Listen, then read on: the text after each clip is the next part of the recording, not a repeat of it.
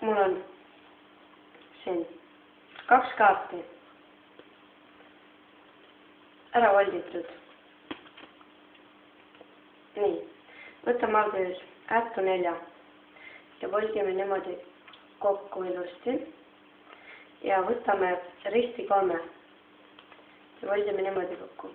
Ning paneme siit vahelt niimoodi siia sisse ja pöörame kaardid täpselt teistpidi ümber. Ja nüüd